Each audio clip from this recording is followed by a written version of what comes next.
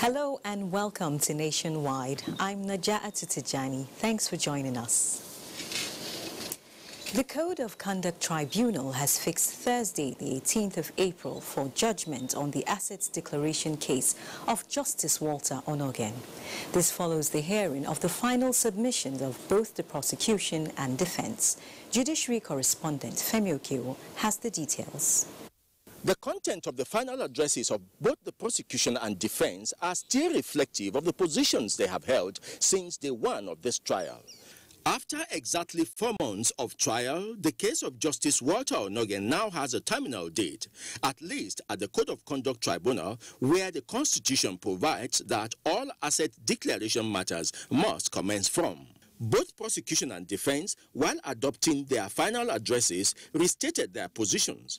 The prosecution, led by Aliu Umar, SAN, asked the tribunal to convict Justice Walter Onogen and hold that the accusation of non- and false asset declaration had succeeded and been proved against him. But the defense, led by Okon Nkanu, said that the prosecution had a defective charge, stressing that the charges contradict themselves in that non-asset declaration and false asset declaration were not charges known to the law. The defense said as a result, none of the charges could be proved beyond reasonable doubt, which was the standard of proof required by the law. All of us agreed that it is the hard evidence that was presented before the tribunal by both the prosecution and the defense that it is based on that a decision will be made. The essential ingredients is the falsity of declaration and the failure to declare. And we contend that both were missing. The Code of Conduct Tribunal now has the responsibility of determining where the pendulum swings in the matter of the Chief Justice of Nigeria, Justice Walter Onogen. In Abuja, Femi Okewo, NTA News. And still on judicial matters, a federal high court sitting in Lagos has ordered an interim forfeiture of the property traced to former Minister of Petroleum Resources, Diezani Alison Madueke, that is Donald Chidi Amangbo and Sequoia Properties Limited. Justice Chuka Obiozo gave the order while ruling on an ex parte motion at the instance of the Economic and Financial Crimes Commission. The property is located at Plot 9, Azikwe Road, Old GRA, Port Harcourt, Rivers State. The matter has been adjourned to May 9, 2019. And on to security now. 27 Boko Haram members have been killed with arms and arms ammunition recovered in a combined military operation in the northeast. A statement by the acting director, Army Public Relations, Colonel Musa Segir, indicates that troops of Sector 1 Operation Laifia Aduli, in a joint clearance operation with the Cameroonian Defense Force, had a fierce encounter with Boko Haram terrorists. During the battle, general-purpose machine guns, anti-aircraft rocket-propelled guns and tube bombs were recovered. There were no casualties on the part of the Nigerian and Cameroonian forces. And still on security, the Air Task Force of Operation Diramikia has destroyed some logistics stores belonging to bandits at a location within Kagara Forest, area of Zamfara State and its environs. In a statement by Director, Public Relations and Information, Nigerian Air Force, Air Commodore Ibikunle Daramola, the operation was executed following credible intelligence reports indicating that some of the armed bandits who had fled their camps as a result of the NAF's earlier airstrikes had relocated some logistics, including local arms-making equipment, to another location within Kagara Forest. Accordingly, the Air Task Force dispatched an Mi-35 helicopter gunship to attack the target with successful hits on the logistics facility, which was engulfed in flames. Some armed bandits who fired at the aircraft were neutralized. The Nigerian Air Force says it will sustain its operations to flush the bandits out of the northwest of the country in consonance with surface forces and other security agencies. Meanwhile, the Minister of Defense has made clarifications regarding publications in some media organizations alleging that he accused some traditional rulers in affected states of conniving with bandits. A statement by Public Relations Officer to the Honorable Minister of Defense, Colonel Tukur Gusau, says the statement by the minister was not meant to discredit highly revered traditional rulers in the states affected. However, it was meant to serve as a warning to some community leaders and their surrogates. This is based on security reports available to the Ministry of Defense and cannot be divulged to the general public. The Ministry of Defense wants to once again assure all law-abiding citizens of the commitment of the armed forces of Nigeria towards protecting lives and properties. It's been 5 years since the abduction of over 200 Chibok schoolgirls by Boko Haram insurgents, as their families remain hopeful they will be reunited. In commemoration of the 5th anniversary, parents of the girls in captivity and stakeholders campaigning for their return have made passionate appeals to the abductors for a lasting ceasefire and release of the 112 girls still in their custody. Yagum Subukar reports.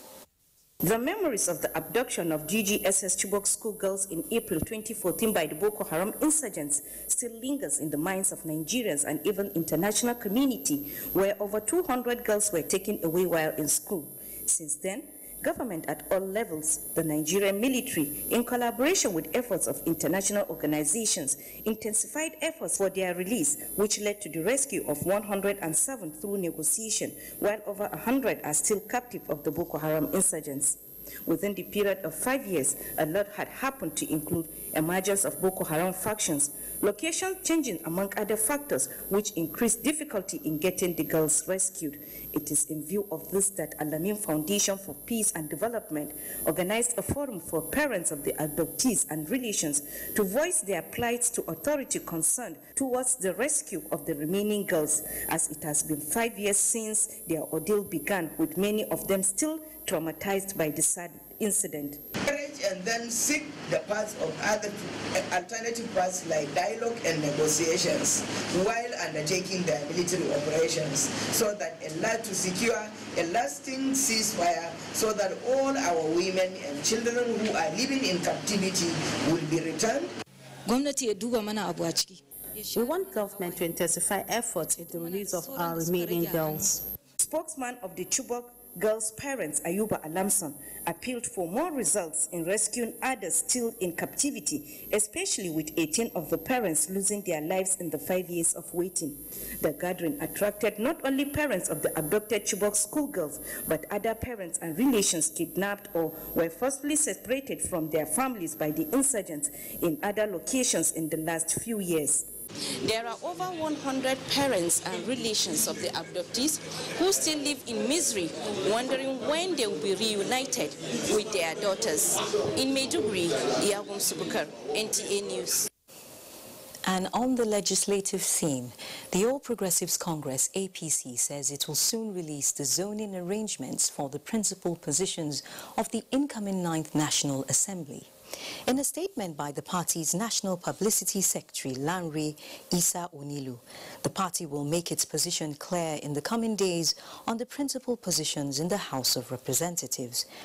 On the leadership of the Senate, the statement says the party chose Ahmed Lawan as the candidate for the position of Senate presidency because of his ability to carry everyone along, adding that the party has confidence in him not to compromise the progressive ideology of the party.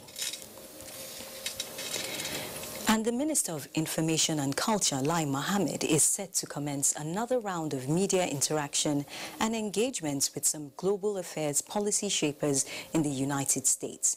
In an interview with correspondent Anthony Forson, the minister explained the rationale behind the media interaction.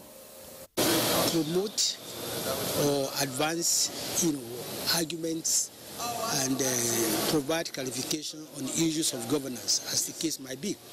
But what is very significant this year is that this is coming on the heels of the last general election at which the president was re-elected, and it's quite important to also see the opportunity to disabuse the minds of some people as to the outcome of the election. You don't forget that the opposition has been trying to muddy waters and give the impression that the elections were not free. Apart from the minister's media engagements while in Washington, he also spoke on other activities lined up for his visit. With institutions, we meet with think tanks, we meet with powerful individuals who actually shape conversations and opinions about Nigeria and about Africa. For instance, this trip we are meeting the Council on Foreign Relations, we're meeting the Atlantic Council, we're meeting the Center for International Strategic Studies, we're meeting the George Washington University, among other institutions and individuals. The whole idea is to give them first-hand information about the successes of this administration, and at the same time the challenges we are facing, and also appeal to them to stand by Nigeria in these difficult times. Now, a coalition of civil society organizations under the Open Government Partnership, OGP, have advocated for better attention and government involvement on pertinent matters which affect citizens. Doing Dia reports that this was at the second General Open Alliance meeting in Abuja. With over 120 members registered under the Open Alliance, the involvement of civil society organizations on issues of good governance, inclusiveness, security, justice, and equity, as well as the protection of human rights and the unity of the country, amongst others, are areas that have received attention in recent times, thanks to the first National Action Plan, which is providing the direction for members.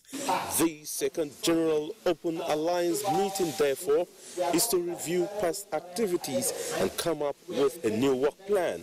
The OGP comes with a number of principles, among them transparency, accountability, and citizen participation. Citizens should be able to say to government at any point in time, what really are you doing? What have you done? And we are also, as part of that process, supposed to have in place what is called a permanent dialogue mechanism.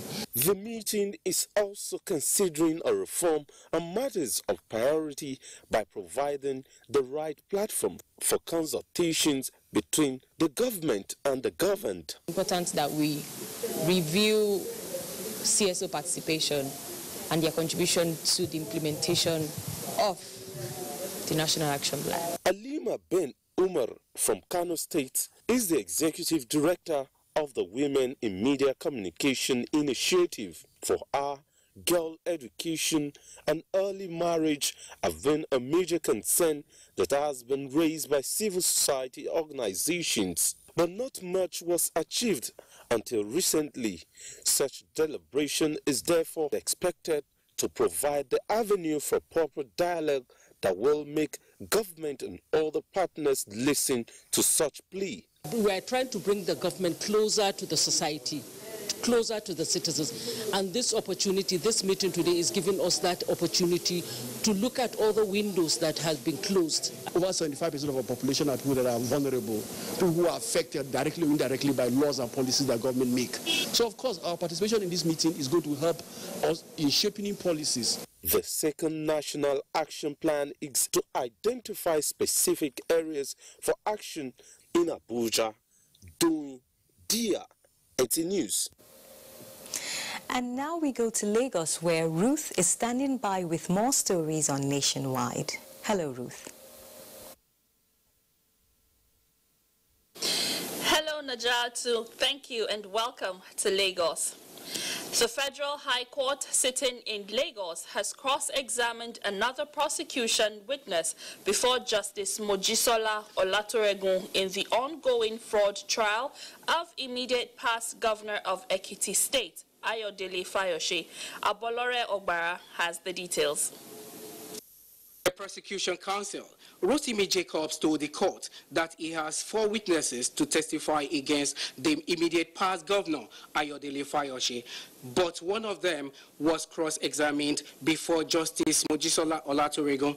The prosecution witness, Sunday Oluseye Alade, a Zenith Bank branch head, Akure, said on the 17th of June 2014, he received a telephone call from one Mr. Akonde through Abiodun Osonde, his colleague from Ibadan branch, that a customer will be coming to deposit a huge sum of money. The witness, Sunday Alade, told the court that one Mr. Abiodun Agbede was introduced as the customer. The branch manager said Abiodun Agbede led the team and the money counted was 724 million naira.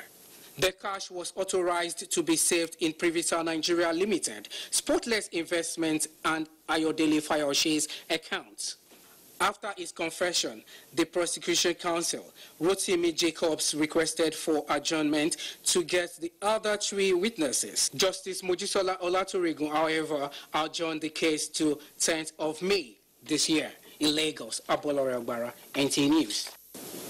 The Minister of State for Petroleum Resources, Ibe Kachukwu, has assured Nigerians of sufficient fuel supply in the country. The minister gave this assurance while reacting to insinuations on impending fuel scarcity. Annie Daniels has the details. The Minister of State for Petroleum Resources, Ibe Kachukwu, has come out to discourage Nigerians from engaging in panic buying of fuel, disclosing that the Nigerian National Petroleum Corporation, NNPC, had assured him on inquiries that they imported enough of the product. The information I have is that there's enough product on ground, and we should be able to deal with whatever it is before it becomes, because the problem with fuel is that once you let it hang for 3 days, then it builds up a life of its own, and that's what I've urged the NPC yesterday, to make sure that they avoid that. I don't get a sense that there's a lot of there's a major issue on ground. I mean, if it was an issue of insufficiency of product, then we have a problem. The minister attributed few pockets of scarcity experienced to Petroleum Equalization Fund related distribution issues, which has already been sorted out. It's not an issue of lack of sufficiency. I'm told they have about 28 days sufficiency. A week or 2 weeks ago, they had about 14, 15 days, and Johnson here raised those issues, and we queried them on that, and they came back to say vessels have arrived, they have about 28 days of sufficiency.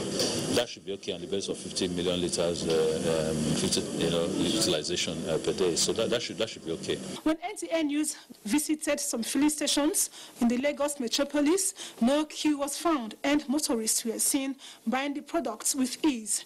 In Lagos, Annie Daniels, NTA News. Over 600 refugees and internally displaced persons have benefited from the provision of relief items to aid their resettlement process. The humanitarian gesture, coordinated by National Commission for Refugees, Migrants, and Internally Displaced Persons, also covered nationals of Congo, Sudan, and Cameroon. Michael Olaleye reports. Sylvie Claudia is a Cameroonian who was forcefully displaced by the genocide in some parts of southern Cameroon. She trekked for 4 days to arrive in Nigeria with a 1-year-old baby. We have been living in the park. I not have this before. I eat one food, either soak gari or, in fact, we drink water, or people pass around and give my baby money. The prospect of sleeping on a mattress is more appealing to Tenda, who has been seeking refuge on streets and under bridges. Almost 1 year, 6 months. We have been sleeping on cartons. But I'm happy today because I know that we will sleep on the mattress. I'm a mother of 4 and my husband. There is a house here for refugees, but that house is too small to accommodate them. I will be pleading that if the United Nations office here, in collaboration with its agency in Nigeria, can give us an accommodation, just one accommodation. This gesture, which covered over 500 refugees and internally displaced persons, including migrants, is to enable them live normal life again. The Honorable Federal Commissioner Hajia Sadia Umar Farouk is very passionate about finding durable solutions to our persons of concerns issue. And one of them is through these interventions, which have been quite regular and frequent since her assumption into office. This will sustain them at least to move on in life. life. And more so, we are thinking of providing rent for them so that at least they are properly taken care of instead of them sleeping under the bridge. With over 1 million internally displaced persons and refugees around the country, the Commission says it is expanding the scope of its operations to improve their standard of living. In Lagos, Michael Olaleye, NTA News. That's our contribution from Lagos. Nationwide continues in Abuja after this commercial break. Stay with us. Marketing of broadcast media products requires special skills which can only be acquired through training and experience. TV College Jos is therefore organizing an intensive 3-week course on modern trends in broadcast media marketing.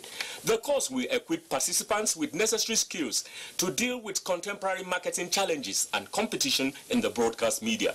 It is an essential course for marketers in the broadcast media to sharpen their skills and improve their capacities. Date, 23rd April to 10th May 2019. Venue, NTA Television College, Refuge, Jos. Course fee, 100,000 naira per participant, accommodation inclusive. For more inquiries, please contact us on 0803 314 4383 or 0806 980 9807. NTA TV College Jos, training you to be the best you want to be.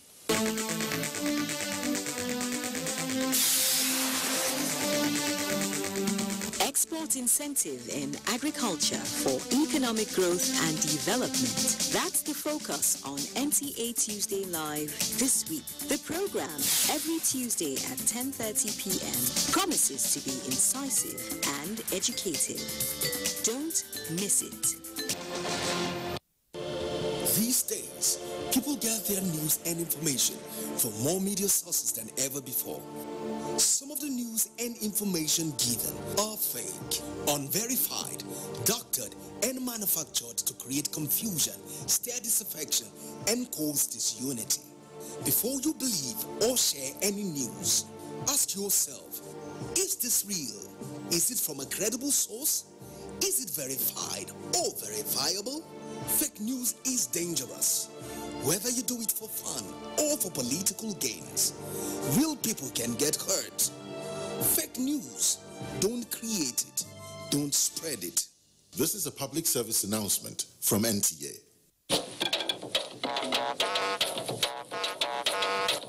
When you hear that sound, you know that Nigeria's most authentic newscast is about to begin.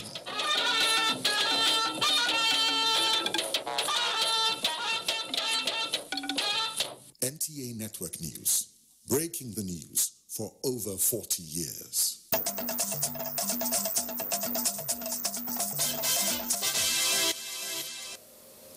Thanks for staying with Nationwide.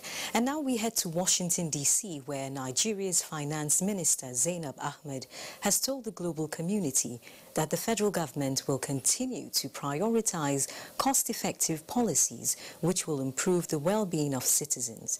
The minister, while reeling out Nigeria's participation at the just concluded spring meeting, said Nigeria will this year issue a second green bond valued at 15 billion naira to finance agriculture, power and water resources. Leah Katong Babatunde completes the story. Nigeria is recounting all activities she participated in with the Minister of Finance, Zainab Ahmed, at the headship of the delegation from Nigeria. The IMF will say fuel subsidies are better removed so that you can use the resources for other important sectors. And in principle, that is a fact to do so. But in Nigeria, we don't have any plans to remove fuel subsidy at this time because we have not yet designed buffers that will enable us to remove the subsidy and provide cushions for our people. So there's no plan to remove fuel subsidy. We will be working with various groups to find what will be, if we have to, and we discuss this very frequently at the EMT, but if we have to, what is the alternative? The policy direction of the federal government and of course the medium and long-term plans for the Nigerian government to boost growth and improve every sector of the economy, diversifying it out of oil and gas, is also one that was prominent in all discussions that the government engaged in right here during the course of the week. The growth is still a little slow, but as it builds up, and as all the various things that are coming into place that we're doing, you will see momentum will build up, and we are determined to still achieve the targets of the ERGP, because those growth targets are the growth targets that will ensure that we get our people out of poverty, that we create jobs for our people, and that is the focus of the government. The Nigerian delegation will be heading back home with a bag full of ideas and recommendations, as well as suggestions on how to make the economy a better one for every citizen. From Washington, D.C., I'm Leah Katun, Babatunde. And back home in Nigeria, the federal government is rehabilitating all federal roads in Nasarawa State to promote economic activities and safety. Aliu Tijani Mohammed reports that the first phase covers the Abuja-Makudi axis. The Abuja-Kefi Lafia to Makodi Road covers a distance of more than 200 kilometers. Due to its bad condition and increasing cases of accidents, the Federal Roads Maintenance Agency, FEMA, flagged off Operation Safe Passage to ensure total rehabilitation of all failed sections. At the end of this operation, it is expected that this highway will be free of pothole, thereby making the road safe for motorists. And at the end, the rate of road traffic crashes on this road will be minimized drastically. As we are coming, there's no pothole now. Motorists say the rehabilitation will reduce to the barest minimum the rate of accidents on the road, as they also applaud federal government for the new contract of expansion and dualization of the road. It's not just a welcome development, but it shows that the Buhari administration is working in view of the fact that this road has been in a bad shape for a very long time. With this work, at least, people will find it very smooth moving along this way. The rehabilitation will also be extended to other federal routes connecting Nasarawa with other neighboring states. In Lafia, Aliu Tijani Mohammed, NTA News. And now let's head to Sokoto, where correspondent on special assignment examines all-year farming. Abdurrahman in Sokoto has details.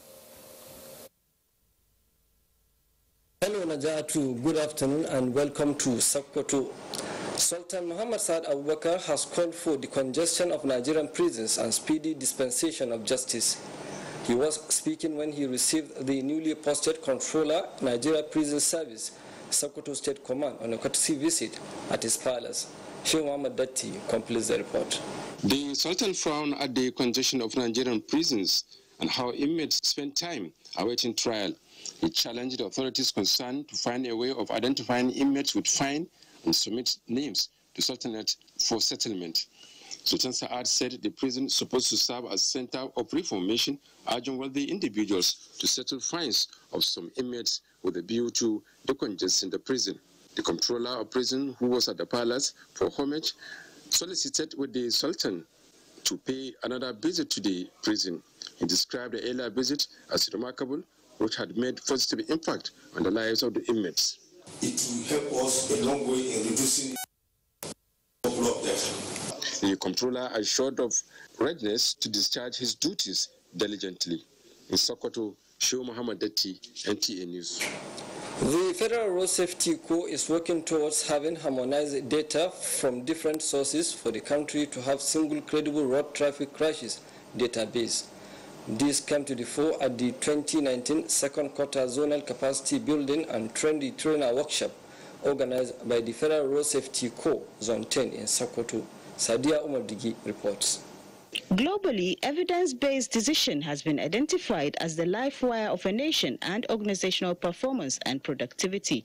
In Nigeria, there is always discrepancies and differences in road traffic crashes data collected from the relevant agencies that include Federal Road Safety Corps, the police, hospital management, as well as vehicle investigation officers.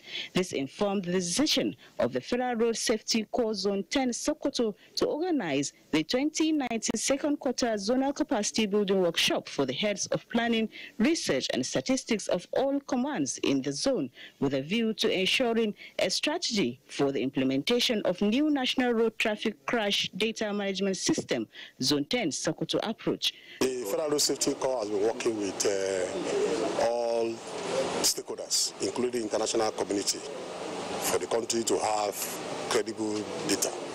The implementation of the new National Road Traffic Crash Data Management System, a unified process of collecting data for effective planning, is expected to provide a common database for road traffic crash in the country. The workshop drew participants from Sokoto, Kebbi and Zamfara states, which make up the zone. In Sokoto, Sadia Umardigi, NTA News.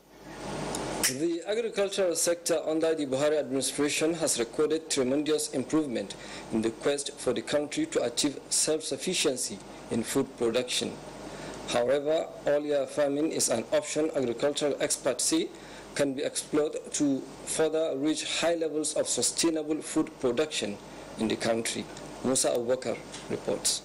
This farmland is left unused until another rainy season when food production continues.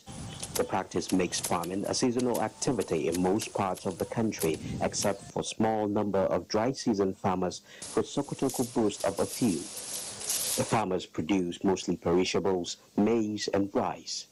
Mohammed Bello is both dry and rainy season farmer, who said he produced about 100 bags of rice and onions a year. All year-round farming is said to enable farmers utilize land to its maximum and with huge returns. By extending the production season, then it's in fact, it does a lot. You can compare maybe producing for 3 months and producing for 12 months, so which means we can have multiple croppings in a year. While the agricultural transformation agenda of the Federal Ministry of Agriculture and Rural Development in Sokoto turns its attention on sustainable water for livestock, the All Farmers Association in the state has embarked on enlightenment to get more farmers to embrace the practice. We are encouraging them to stay here at home to do the dry season farmers, because that dry season farmers, they will give them money and the security, and even their life was safe. Drill more than 1,000 tube wells free of charge to the teeming farmers, so that the farmers of Fadama, where they have the abundant Fadama, they can embrace the farming. While more is expected from the sector, as government intensify efforts to diversify the economy, all-year farming remains a viable option to boost food security. In Sokoto, I am Musa Abubakar, NTA News. That's our contribution from Sokoto. Nationwide continues in Abuja after the commercial break.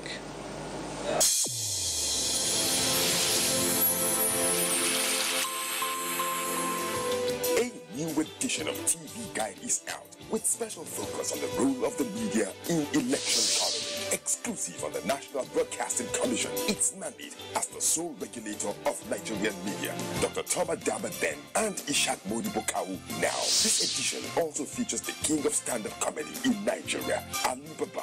NTA standards to be ready for election transmission after decades of abandonment. Find out from the DG transactional elections in our political space, an evil wind that blows no good. DG, National Orientation Agency caution. TV Guide, your indispensable companion, x-rays the impact of social media on electioneering process as electorates present their expectations from incoming government. Meet some TV professionals behind the screen and other inspiring stories in sports, entertainment, and lots more. Grab a copy at the vendor near you or NTA stations nationwide. TV Guide, your indispensable companion. You can follow us on all our social media platforms: Facebook at NTA Network News, Instagram at NTA Network, Twitter at NTA News Now, YouTube at NTA News Online, or visit www.nta.ng. For live streaming, visit www.nta.ng/live. Now, you can stay updated on the go, be it on your TV, iPhone, laptop, or iPad, or download the NTA mobile application from your Play Store or App Store. NTA, you can beat the rich.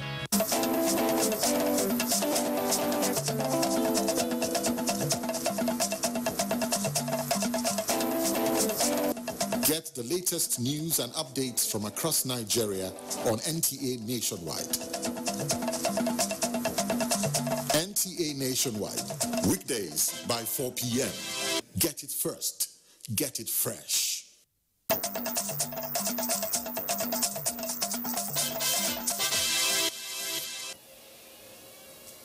It's nice to know you're still watching. With less than 15% of women in governance in most African countries, experts at a one-day conference on gender inclusion are suggesting more women participation in key sectors. They said if implemented, it will bring accelerated development in not just Nigeria, but Africa at large. Olayinka Ojo reports that the conference is organized by the Center for Gender Security Studies and Youth Empowerment, the University of Abuja. In fact, the current National Assembly, what we have is 6.2% of women representation in the House of Representatives. It is to reduce this trend as well as ensure gender equality in governance across sectors that this conference is organized. Involvement of both will raise a better society, and so you need to be able to raise that male and female, boys and girls are the same, and they need to be able to have the opportunity to represent themselves. Take women in Nigeria and put them in place of nations. We've extracted so much from women and we've excluded them from so much, and that's why we're having problems. Pivotal to global development, gender equality and inclusiveness should be based on competence. When you pick a woman because of her merits, the country will dance for it. But when you pick a woman because of patronage, then that is not part of what we are talking about. Beyond this assertion, it is expected that strengthening women participation in politics will accelerate the elimination of violence against women. The university has resolved to make the Center for Gender Studies a resource center on gender issues, where gender-related problems will find solutions. The Center for Gender Security Studies and Youth Empowerment, University of Abuja, was established in 2005 to ensure women have a say in all spheres of life. Olayinka Ojo, NTA News. And also the need for government to embrace more technical and vocational studies was the thrust of a German Development Corporation Skills for Youth Engagement in Abuja program. Kolo Mohammed was there for NTA. The German Corporation Skills Development for Youth Employment in Nigeria targets youth between 18 and 35 years. They comprise unemployed and underemployed young men and women.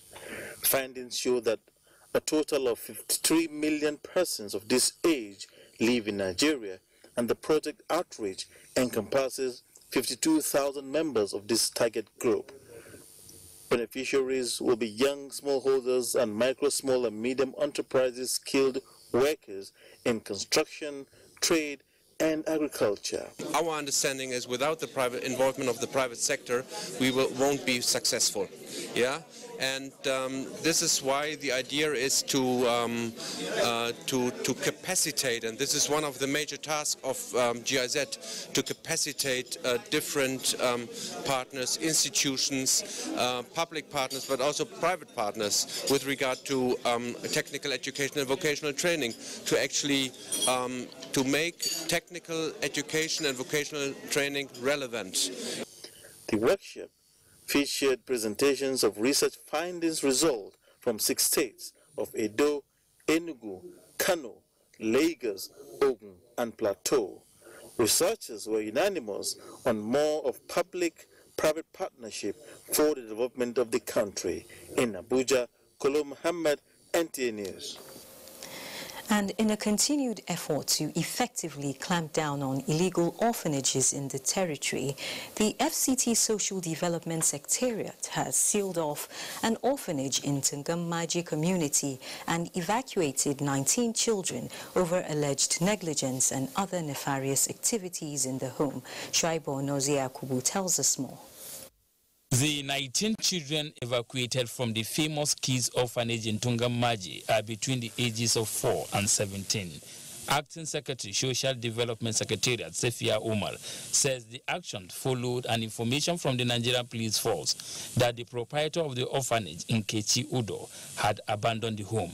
She added that most of the children are brought to Abuja from Cross River and Akwa Ibom State and were left since February this year under the care of a 23-year-old boy who claimed to be an undergraduate of the University of Abuja. You can see somebody setting up an orphanage, selling children, and when the authority police are after her, she produced one, and the remaining is no longer nowhere to be seen, and she took to her heel, only for the police to now write SDS to come and evacuate the children, meaning there are a lot of things happening in orphanages.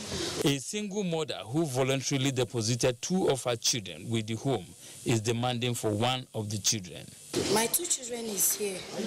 Last year they reformed one. This year again, I am disturbing them to give me my child. They don't want to give me. They want to help me in my work, that is learning my tailor. That when I finish, I'll come and pick them. They will bring them for me. The SDS says with this development, the agency will renew its vigor in clamping down on illegal orphanages in the territory. Shuaibu Onuzeyakubu, NTA News. Thank you, Shuaibu. Now, Edo State government meets Congolese ambassador on bone marrow transplant. Let's join Obehi for details. Hello, Nahajatu. Thank you for joining us in Benin. The Edo State government has opened its doors to the Congolese government, which is seeking access to the bone marrow transplant facility in the state. This was when the acting governor, Philip Shuaibu, received the Congolese ambassador to Nigeria, Jacques Obindazi, at the government house. Elizabeth Owotoma reports. The Congolese ambassador is in the States to seek collaboration and clear grants for high-powered Congolese delegation who will later visit Edo State to understudy the processes in the bone marrow transplants. He said that Edo State has the only transplant facility in sub-Sahara Africa, hence it is imperative for the Congolese government to key into. I came for one sector that is very important for all our countries, that is health. We have here in Benin a very important center for health. We intend to make Edo States the hub for transplant in Africa. Acting Governor Philip Shuaibu assured the ambassador of Governor Basiki's drive to improve primary health care, build infrastructure, and create an enabling environment for investors to thrive. For the infrastructural aspect, we are going to collaborate, and some other aspects, especially in terms of equipment, because before you come from Congo, our Edo people will first be the first beneficiaries. Sickle cell transplant involves major operation where the bone marrow of a sickle cell patient is changed to either an AA or AS donor marrow, a complete cure for sickle cell. In Benin, Elizabeth Owotoma, NTA News. 5 candidates of the People's Democratic Party, PDP, in the 2019 National Assembly election in Ekiti State have filed petitions at the tribunal in Ado-Ekiti, challenging the victory of their opponents declared winners by the Independent National Electoral Commission, INEC, at the polls. Ayodeji Ogunshakin reports that no petition was filed in respect of the House of Assembly election. In the petition submitted, Duro Fasheyi of the PDP is challenging the election of Olubumi Adetumbi of APC in Ekiti North Central District. Omotosho Nicholas Olushola of PDP is challenging APC's candidate's election Olanrewaju Ibrahim Olakunle of APC on the ground that the respondent is not validly elected in Ekiti North Federal Constituency 2. Kehinde Agboola is challenging Peter Owolabi of APC in Ekiti North Federal Constituency 1. Similarly, Senator Biodun Olujimi is challenging the victory of Adedayo Adeyeye in Ekiti South Central District, while Segun Alex Adekola is challenging the election victory of Yemi Adaramudu in Ekiti South Federal Constituency 2, all the petitioners joined the Independent National Electoral Commission (INEC) as respondents in their applications. If you are not satisfied with the election, you go to the tribunal. We don't have any other option than to go to the tribunal. Now that the information has gotten to us that they are going to the tribunal, we are ready. We will meet them there. Meanwhile, no petition in respect of the Ekiti State House of Assembly election cleared by the All Progressive Congress (APC) was filed by any opposition party in Ado-Ekiti. Ayodi Jogunshaki, NTA News. Scientists and journalists have been enjoined to synergize in the dissemination of information on science development. This was the submission of various speakers at the International Conference on Science Communication, Food Security and Community Empowerment held at the Igbinedion University, Okada in Edo State. Steve Lonai Wonkolo reports. Conveners of the international conference, who were led by the Vice Chancellor of the Igbinedion University, Okada, the Vice Chancellor of Nasarawa State University, say scientists must be encouraged to communicate their findings of research and urged the media professionals to report all scientific-based issues to the public. Evidence abound to suggest that severe food insecurity plays on the increase, particularly in Africa and South America. This is a demonstration of our resolve to collectively address the issue of increasing uptake of research by our scientists. The Director General, Nigerian Television Authority, Malam Yakubu Ibn Mohammed, represented by the Zonal Director, NTA Benin Network Center, commended the organizers for availing NTA reporters opportunity to acquaint themselves with skills in science communication. I'm quite confident that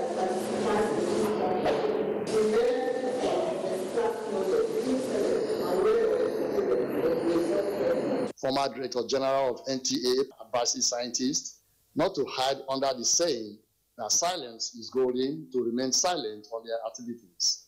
They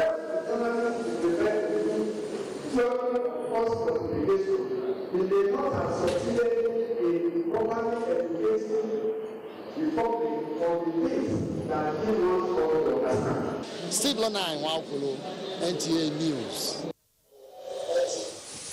The Nigerian Army says it is embarking on aggressive capacity building of the formation with a view to repositioning the force to be more proficient in tackling contemporary security challenges in the country.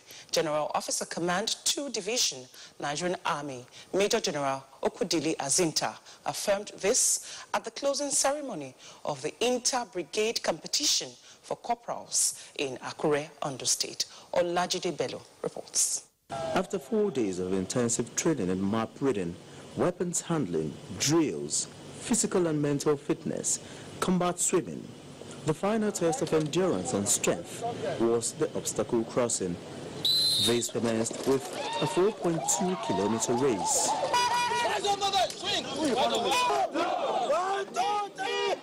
Why we introduce having getaway is because we expect that the getaway men will cross to the far bank and be able to use their fire to suppress the enemy to allow others to cross. They have conducted themselves very, very well. We have never had any case of indiscipline. The take-home from this competition is teamwork. From Akure, Olajide Bello, NTA News. And that's it from Benin. It's over to Nahajatu in Abuja for the continuation of Nationwide. Thank you, Obehi. Now, recent political developments in Sudan have become a major concern to African leaders and the global community. Guests on NTA flagship program Good Morning Nigeria say the demand for change is long overdue and a step in the right direction, as the people of Sudan have been faced with years of poverty and economic hardship. Alika Okpanachi Arua reports. The political scene in Sudan has been characterized with crisis and protests in recent times as citizens demand for the end of Omar al-Bashir's 30 years rule. The guest noted that there is need for the government of Sudan to come up with a framework for a peaceful resolution so that things do not get out of hand and spill to other African countries. The Sudanese government of al-Bashir, of which the current rulers were part of, has a record of signing agreements and repudiating the same agreements. So the people are aware. Omar Bashir, like has been underscored, has been using the military to keep, coupled with the culture of docility that exists in that environment. He has used that, to shine, but now that shine is gone. They are also of the view that for a peaceful transition to take place, the former institutions of the outgoing government should be dissolved.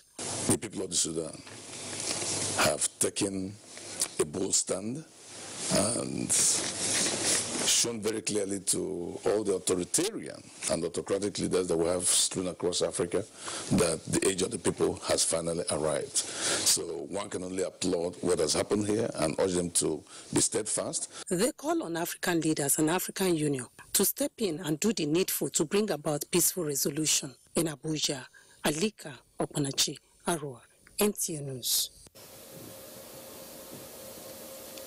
Now, Governor Ugwanyi lays foundation stone for Enugu State University of Education. Chineye has details from our Enugu Network Center. Thank you, Naja Atu, and welcome to Enugu. In commitment to the agenda of stimulating knowledge, productivity, and industry among the people, the Enugu State government has taken concrete steps towards the takeoff of the proposed Enugu State University of Education. The state governor, Ifeanyi Ugwanyi, performed the groundbreaking ceremony of the administrative block at the university permanent site at Ihe, Ogu local government area of the state. Susan Eze has the details. A brainchild of the Ifeanyi Ugwanyi administration, the University of Education, when fully in place, is expected to graduate its own students and also provide opportunity for students of other colleges of education in and around the state to obtain degrees in their chosen fields of study. Governor Ugwanyi explained that the prompt construction of the administrative building is to development of the institution and prepare it for full commencement of academic activities. We reiterate our pledge to serve Enugu State with the fear of God and ensure that opportunities for growth and development are extended to every corner of Enugu State. Delighted about the project, stakeholders in Ogu and in the education sector, including the member representing Ogu and Inri Oji River Federal Constituency, Toby Okechukwu, and State Commissioner for Education, Professor Uche Eze, all agreed that the university will not only enhance quality education in the state, but also promote the socio-economic development of the area. Whatever dream you had in making sure that this place comes to fruition, that dream will never die. The Enugu State University of Education, IHE, first of its kind in the Southeast Zone, will serve as a training ground for teachers of primary, secondary, and tertiary institutions. In Enugu, Susan Eze, NTA News. And also from the government house, following her admission into the Open Government Partnership Nigeria, Enugu State has become automatically committed to the principles of fiscal transparency, anti-corruption, and citizens' engagement. The state governor, Ifeanyi Ugwanyi, stated this while inaugurating a 20-member steering committee of the Partnership Enugu State chapter. Again, Susan Eze has details. By keying into the Open Government Partnership OPG program, the Enugu State Governor, represented by the Deputy Cecilia Ezilo, stressed that the state is committed to all aspects of fiscal transparency, which includes open budgeting and contracting, tax transparency, extractives, and ease of doing business. The inauguration of the 20-member steering committee, made up of 10 members consisting of state government officials and 10 others from civil society organizations, is one of the steps the state government has taken to fulfill the requirements that would ensure her full participation and representation in the initiative. The Open Government Partnership is a multilateral initiative that aims to secure concrete commitments from governments to improve transparency, empower citizens. The co-chairman of the steering committee, Enugu State Commissioner for Information, Obuago Anikwe, and Mr. Chibuzo Cromwell, representing the civil society organization, thankful for the opportunity given to the committee members to serve the state, promised to consolidate existing efforts into a harmonized agenda for OGP. The Open Government Partnership is anchored by the Attorney General of the Federation and Minister of Justice. In Enugu, as NTA News. And that's it from Enugu. It's back to Naja Ato in Abuja for more on Nationwide. Thank you, Chineye. Now we'll take sports update with Olumide Eguntola.